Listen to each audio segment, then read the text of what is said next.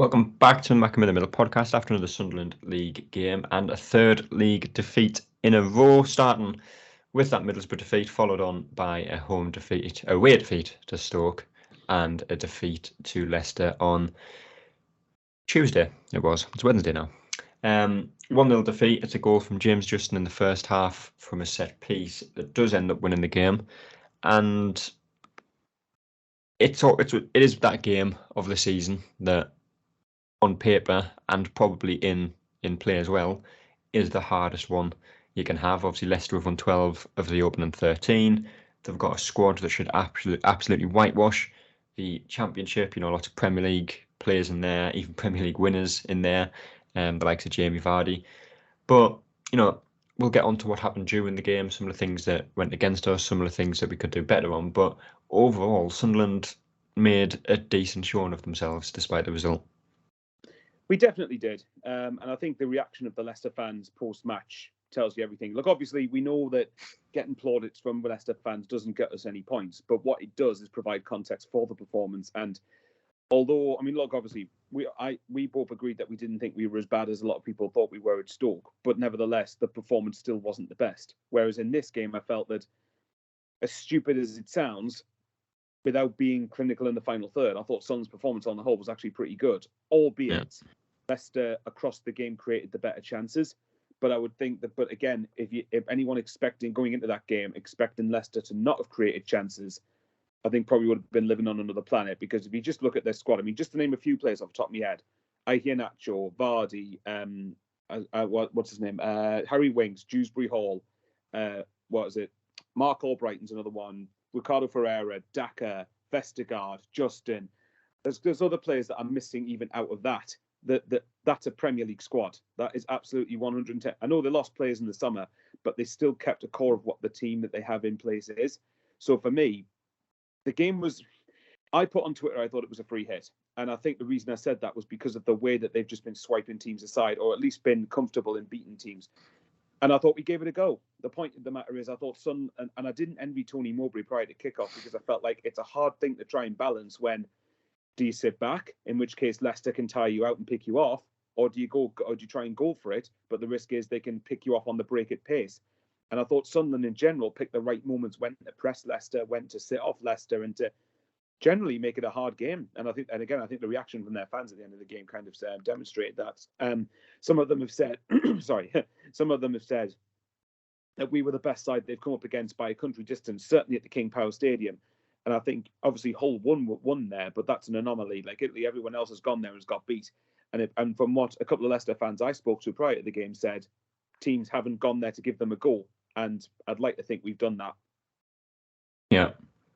But the goal was relatively early in the game, and unlike the opening goal in the Stoke game, this is down to Sunderland. We can't blame officials for this one, can we? We can't. And it's a set piece, and O'Nien's getting a lot of blame for it, which, if you're just watching the game without taking any context into, then I see why.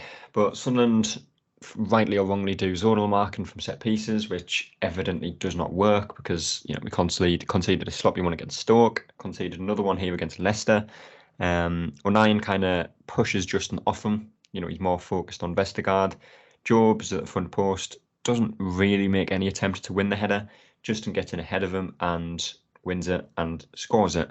And especially in games like this against a team like Leicester, where they've got so much talent in defence, in midfield, on the attack, and the bench, and even in the stands waiting to be reintroduced into the squad, you can't be giving up such simple and easy to defend goals like that. No, you can't. And I'm trying hard not to mention the idea of clean sheets again, because I know people will be sick of it at this point. But a game like this, to have any chance of beating Leicester, we needed really to have not conceded. And I think, I'm just looking at the goal back again now, and I think you're right. O'Nien certainly is trying to get onto Vestergaard, but I think it's just the fact that James Justin has basically it's a free header in the box, isn't it? It's a free header in the 6-yard box, and it was one that I thought it was a very, very preventable goal from our perspective. Good from Leicester's point of view, but from mine and from Sunderland's point of view, that was one I was disappointed we conceded. I felt we should have done better with it personally. Having said that, I mean, look at the amount of goals Leicester have conceded themselves. They've conceded, I think it's 7 goals in the division this season in 13 games. Yeah. And with that in mind, that was when we needed to essentially not give them a head start and to not give them a gift wrap of a goal. So, as well as we played, that goal was very, very frustrating for me to concede. We conceded a lot of set pieces last season as well, and yeah, I said good thing. It's not a good thing, but the kind of smokescreen over last season was, well, we have no one over about 5'6" to defend them. So you could understand it. But you've got Ballard now. You've got obviously Mason Burster, who's I think 6'1", 6'2". You've got Job in midfield. You've got Ekwa, who's 6 foot plus. You've got the height there now. You don't have that excuse that you had last season to be able to stop these set pieces. And it's not just set pieces; it's crosses as well that we don't seem to deal with very well. Yeah. But that in itself isn't a work well. It's itself at least is something that we do certainly can do with improving on, because I've always thought that obviously I'm always very nitpicky whenever we have conceded a goal. However, saying that, again, last season, as you said, there's at least factors behind it that you could maybe somewhat understand. Whereas this time we have got players with height, or more players with height, and even someone like 09, who is not exactly someone who is the tallest, but is someone, I'll tell you what, he tries to win as many headers in the air as possible. So I feel like we should be doing a little bit better from set pieces in terms of these sort of goals conceded. And I will mention this, as much as I love Tony Mowbray and I think he's done a very good job overall, I do think that is something that it seems to me defending is coaching us how to defend. Which is very ironic when you consider what Mowbray was as a player. As a centre-back, you'd think that would be a priority, to be able to especially defend set pieces. Yeah, you would have hoped so, wouldn't you? Sorry, dogs are going on in the background for anyone who can hear that, but I don't know. But yeah, I mean, as a centre-back, you would have thought that we would have been able to defend properly from set pieces, because,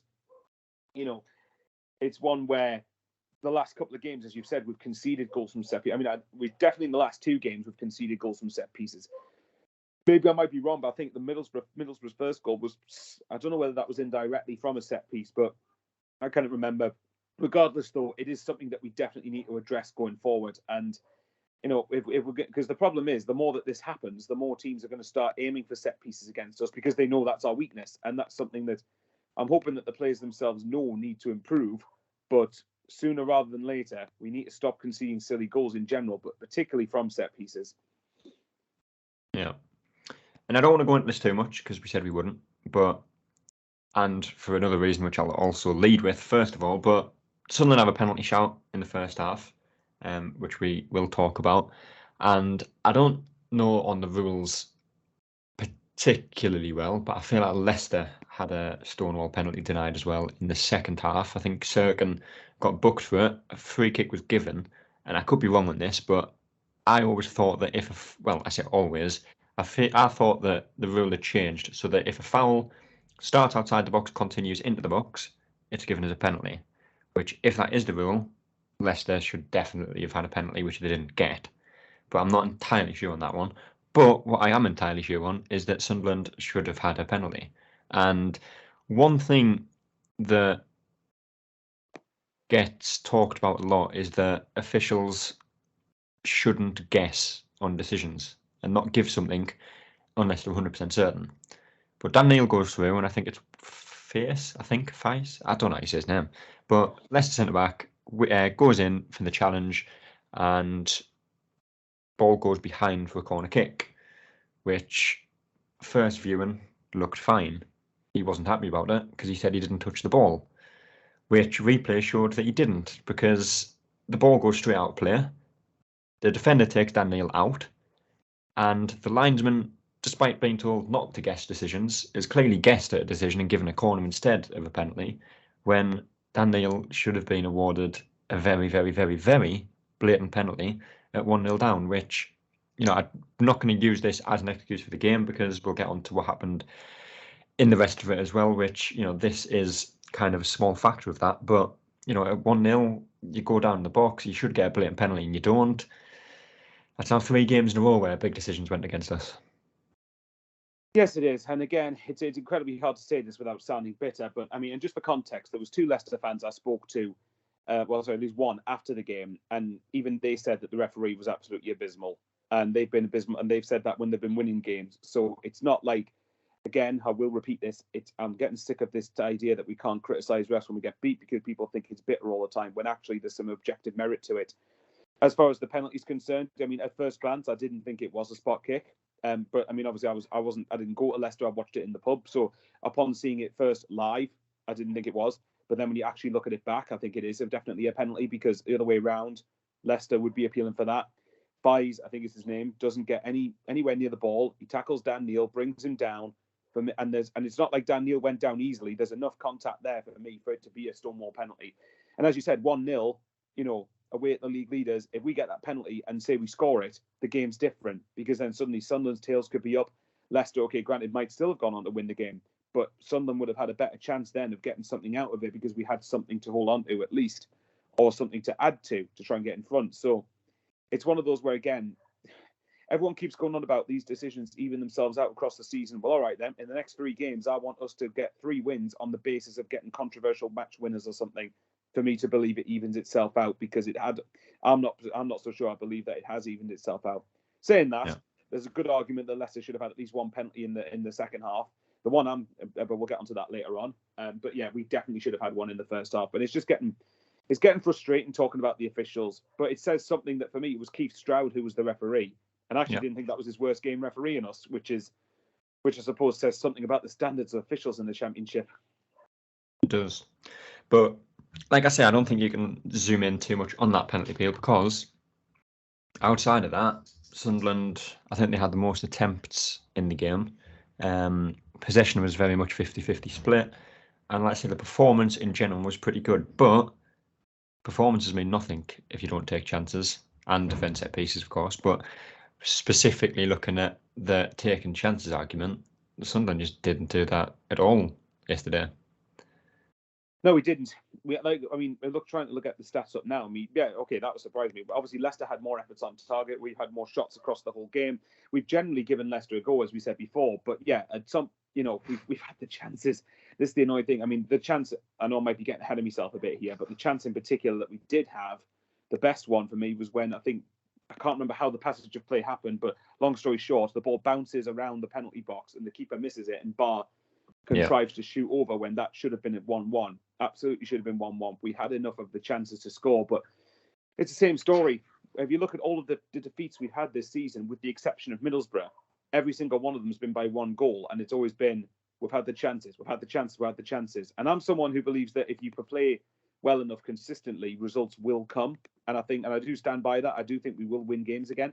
But yeah, there does come a point where the players going forward have got to start taking their own opportunities. And people can point out the lack of a striker scoring goals, but the fact of the matter is we've scored 20 goals this season, and I'm trying to get it up now, but I'm pretty sure that is either the 4th or 5th most in the division. So it's not like we don't score any goals at all.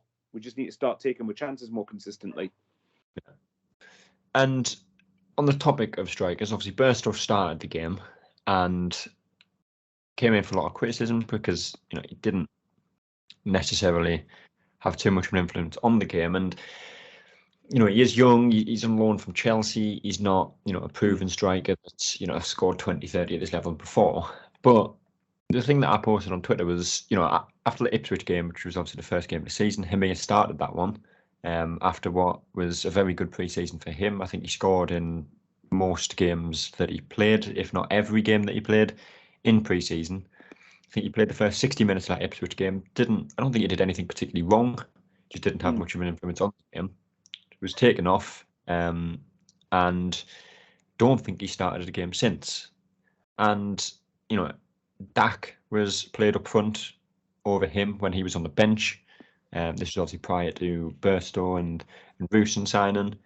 And then Burstow comes in, he's given a start, didn't do too much. He starts the next game, doesn't do awfully much. And, it's been a strange start for strikers this season for Sunderland, which after last season is quite ironic. But the patience that has been shown with Burstow, had that been shown with Hemir so far, it could be a very different story, because not only is Hemir our player that you want to see develop and have his value increase and all of that, but his confidence will be absolutely shot if after one game he gets dropped.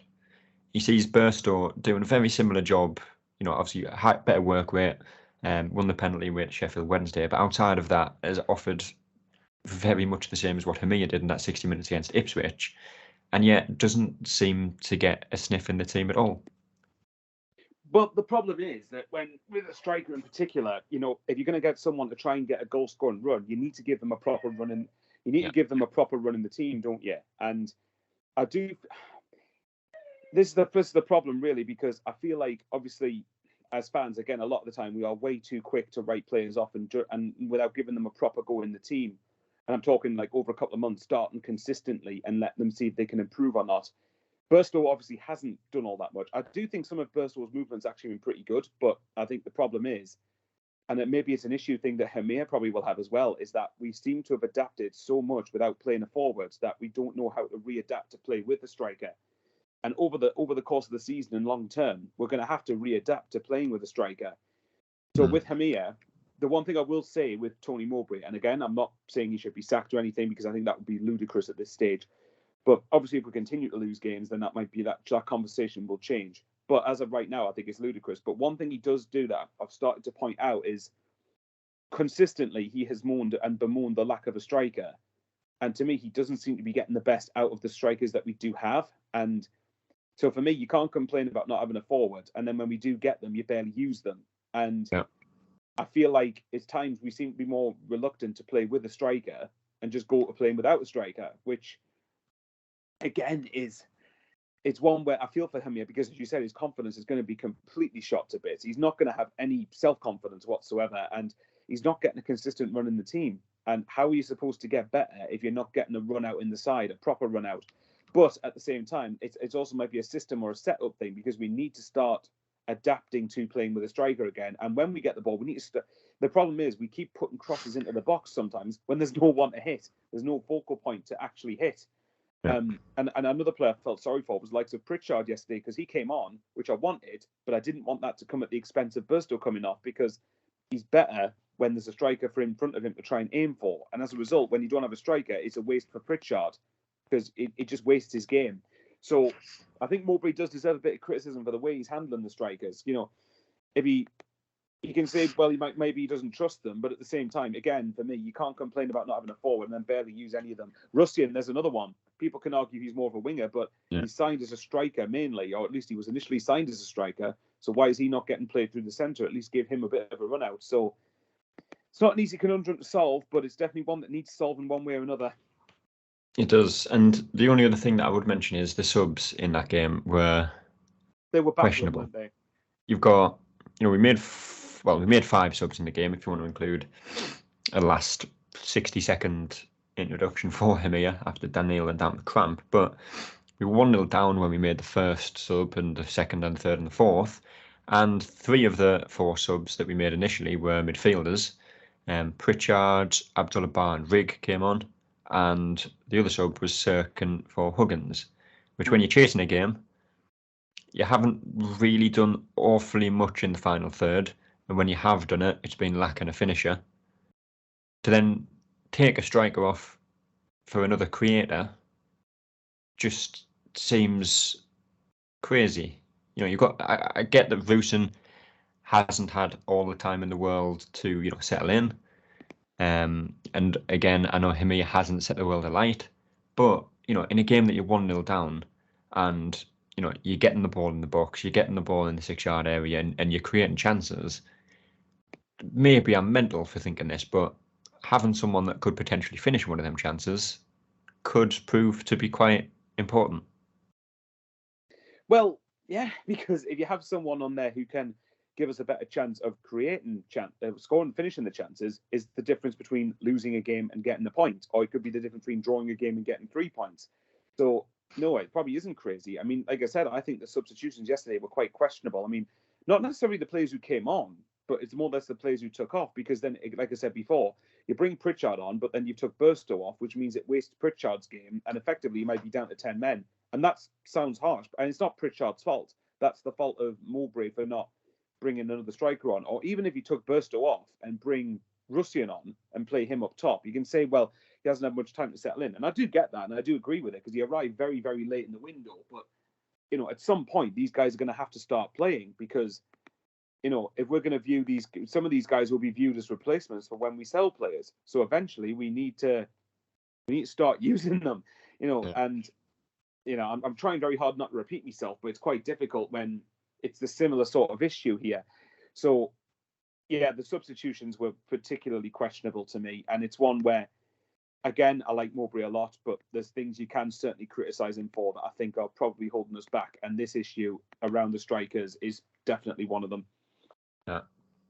Well, it finished 1-0, of course, and like I said, 3 defeats in a row for Sunderland. I think that took us down to 9th in the table, I think it was. Which, again, it's still at that early stage of the season where being 9th or being 4th or 3rd doesn't really matter too much when there's like 3 or 4 points between it. But it's not a great look to have lost 3 on the bounce. You then got I think it's a home game against Norwich on Saturday, which is now probably a must-win game, because losing 4 games in a row in a season where you are chasing promotion, whether that be automatic or playoffs, is not a good look. Well, no, it's not, because I do stand by that. I think it is way too early in the season to say, the season's a write-off or anything. But yeah, there does come a point where we do have to start breaking this duck. Here's some context for you, for anyone who might want to listen. I think people will find this interesting. There's a chap on Twitter who I follow called Connor Southwell, who's a Norwich journalist. And I want to read this out because I think people will find this interesting. He says, Norwich have given up 82 shots in the last 4 matches. They have the second worst XG against in the Championship. A lot of context needed around those numbers, but that is incredibly concerning.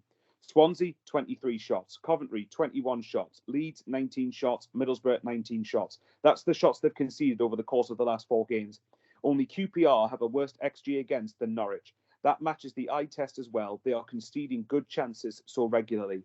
So in some senses, and the reason I read that out is because Sunderland, I think over the last 2 games, have definitely created enough chances to warrant getting points from both games. It's just a matter of we've given up a silly goal to the opposition. Okay, one of them was a handball against Stoke, but we haven't finished our chances off. Now, I say that because Stoke, we know how Alex Neil sets up. He's generally probably defensively quite a sound manager in the grand scheme of things, or he feels it against us. Leicester, best team in the league by a country distance. Maybe Leeds is the only other team that can match them quality-wise. But with Norwich, this is a team that apparently have got a slow back four, have got next to no momentum, have got low confidence, are conceding shots, good chances left, right and centre.